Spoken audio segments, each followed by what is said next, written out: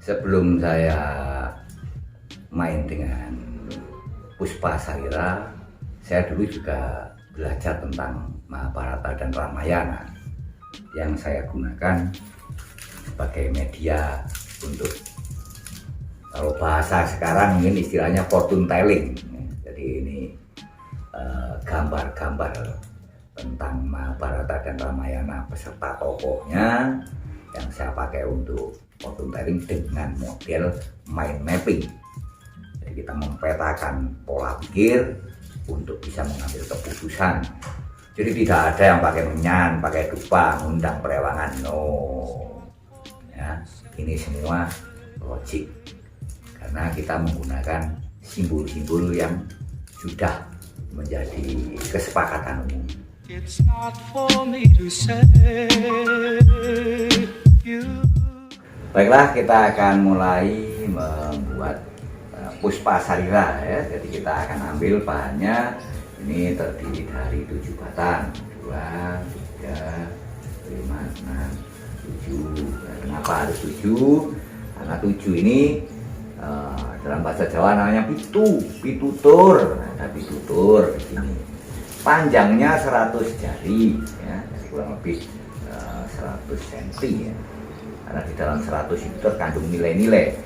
Ada 35 hari pasaran, kemudian 20 aksara, kemudian 9 lubang tubuh utama dalam tubuh manusia, 8 ajaran utama, Astoparoto ya, 7-nya Sabto Patolo, bukan penyiar radio ya. Sabto 7, Patolo itu bumi, buminya berlapis 7, kemudian 6 itu dimensi manusia, atau bisa disebut juga sebagai indrio, sat indrio, 6 indera manusia.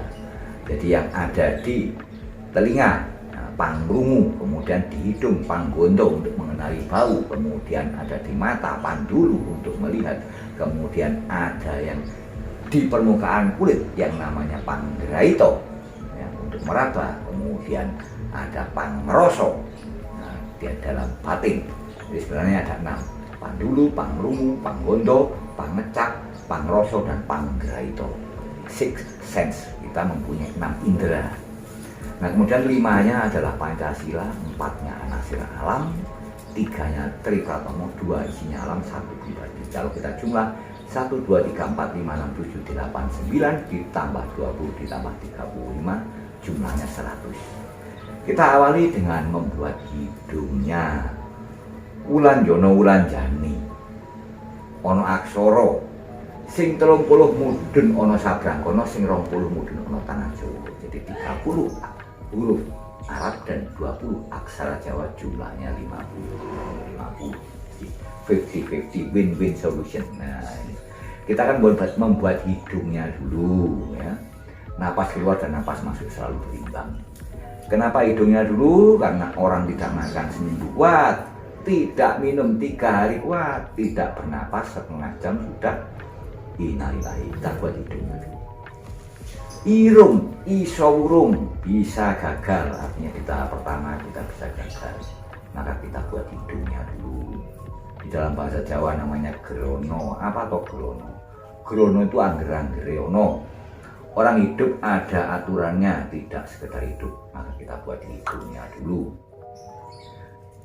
Setelah membuat hidung, kita akan melanjutkan dengan proses pembuatan kepala yang kita sebut sebagai sirah. Apa itu sirah? Sirah itu isinya wewarah. Ke semua indera yang saya sebut tadi, 80% ada di kepala, makanya isinya wewarah. Nah, di atas kepala ada rambut yang kita sebut sebagai rikmo. Ini nanti akan menjadi rambutnya. Disebut rikmo itu adalah katari ing suksmo. Ketika seseorang sudah menginjak usia remaja yang disebut sebagai puber, kita merasakan ketertarikan akan lawan jenis. Maka berhati-hatilah, pandai-pandailah kita mengendalikan diri. Itulah kenapa disebut katari ing suksmo.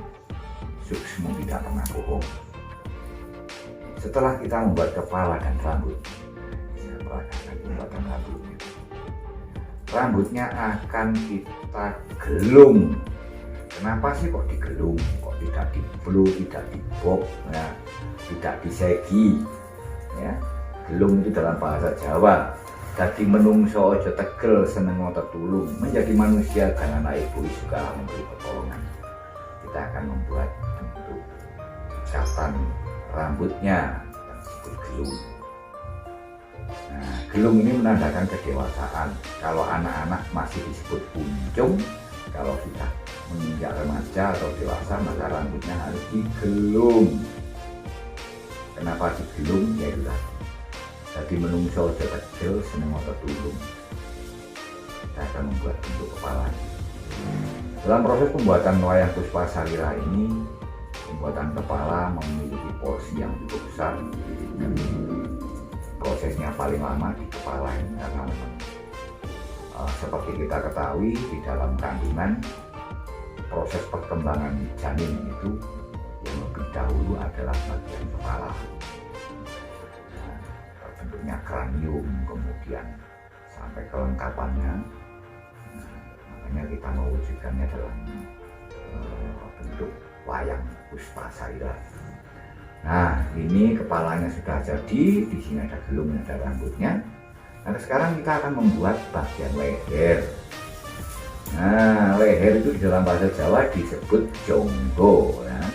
Jonggo itu ada artinya, ada kiroto bosonya. Jonggo itu adalah ojo sok nongko ning ojo lali karo tonggo. Nah, don't make business with other man's business. Nah, begitu katanya.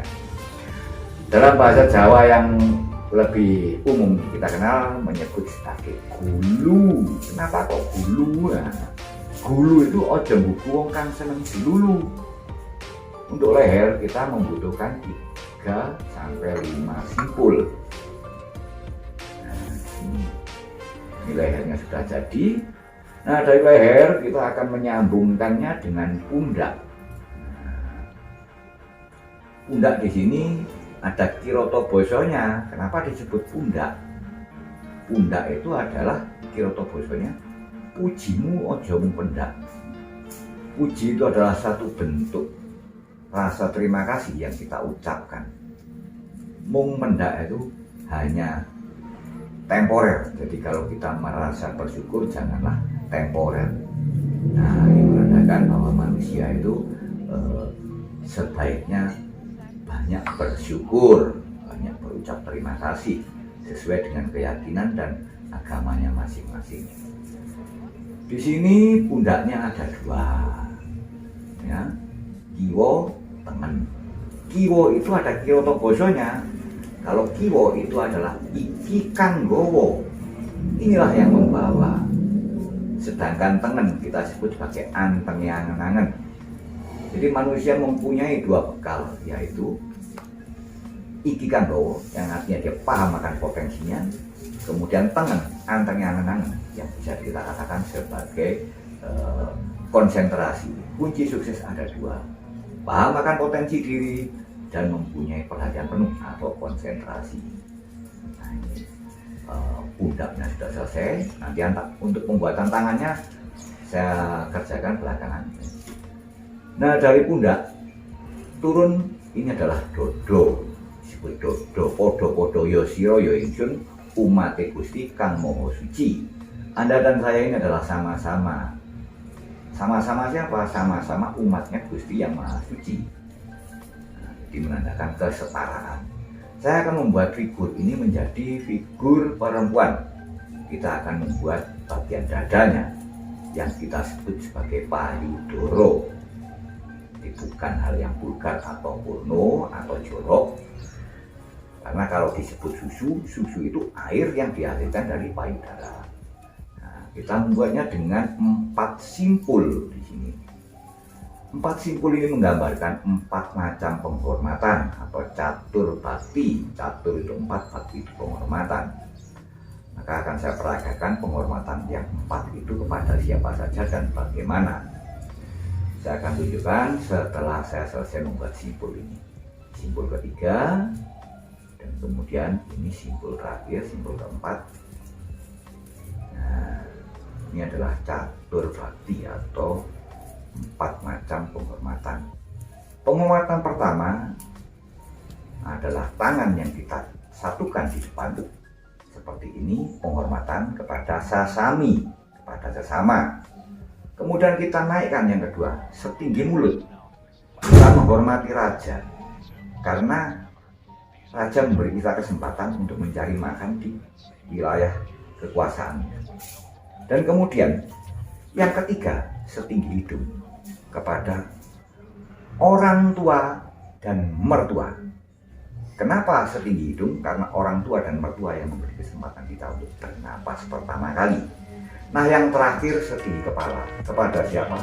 Kalau Anda percaya kepada guru, hormatilah guru Anda dengan menyatukan tangan Anda di atas kepala. Kalau Anda percaya kepada sesembahan Anda, hormatilah sesembahan Anda dengan menyatukan tangan di atas kepala. Itulah yang disebut. Nah, sekarang kita sampai ke anggota tubuh yang berikutnya, yang di bawahnya dada, yang kita sebut dengan weteng. Kenapa kok disebut weteng? Baik, ini kita akan meneruskan untuk membuat bagian tubuh yang lain. Selain tadi dada, perut, nah sekarang kita akan menggarap yang namanya pinggang, bangkean.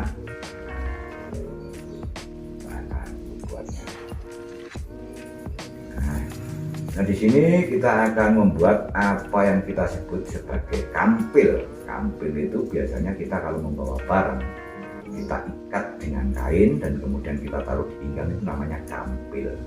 Kampil itu kangka ampil yang kita pinjam. Jadi semuanya ini kita hanya pinjam. Apa saja yang kita pinjam? Yang pertama itu adalah harta, yang kedua keluarga, yang ketiga ilmu. Dan inilah yang kita pinjam. Jadi ini semuanya harus kita kembalikan suatu saat nanti. Bagaimana cara mengembalikannya? Kalaupun itu barang, kita bersedekah. Kalaupun itu pengetahuan, kita berbagi. Kalaupun itu adalah keluarga, maka kita bina keluarga seideal mungkin. Nah, kita sudah membuat, ini proses sudah 80%. Ya. Nah, yang bendol di belakang ini namanya bokong. Disebut bokong itu nek ibu iso bengkong ya, karena orang jatuh itu pasti sakit. Nah, ini bagian pinggangnya sudah selesai. Nah, kita akan membuatnya sehingga lebih menarik. Ya, kita ini akan menjadi sosok perempuan ini. Jadi dalam konsep yang saya yakini bahwa kalau ada pertanyaan, wanita itu identik dengan apa? Wanita itu identik dengan wadah, dengan tempat. Di dalam konsep Jawa, wadah dan isi itu lebih dulu wadahnya. Maka saya berkeyakinan bahwa makhluk pertama kali itu adalah makhluk yang bisa berkembang biak. Tidak lain adalah perempuan atau betina atau wanita. Maka saya membuat figur perempuan. Nah, perempuan ini mengenakan kain panjang, namanya sinjang, yang di dalam sini ini kakinya. Kaki yang dalam bahasa Jawa disebut suku. Kenapa kok disebut suku? Ojo ke susu nek melaku, nek banter jenenge melayu. Nah, suku dalam bahasa Jawa yang lebih umum kita mengenal sikil. Sikil itu adalah napak lusi lan kerikil ya. Lusi itu bahasa Jawa kuno untuk rumput yang mensimbolkan benda-benda kecil yang panjang. Nah, sedangkan kerikil adalah batu kecil. Jadi pesannya adalah kita harus berhati-hati terhadap hal-hal yang kecil. Nah, tadi pundaknya sudah selesai, kita akan membuat lengannya. Dalam bahasa Jawa, lengan itu adalah lengan. Nah, lengan pun ada artinya. Kenapa disebut lengan? Lengan itu kudu ndeleng yen duwe angen-angen. Harus melihat kalau kita punya keinginan. Maka kita harus bisa membedakan mana keinginan dan mana. Wayang Suket Malangan ini adalah salah satu bukti lokal jenius budaya agraris dan sudah terbukti zero waste, tidak bersisa. Janganlah sampai hilang, karena di sini memuat banyak pesan-pesan moral yang suatu saat akan berguna untuk kita semua demi kejayaan bangsa dan negara. NKRI harga mati.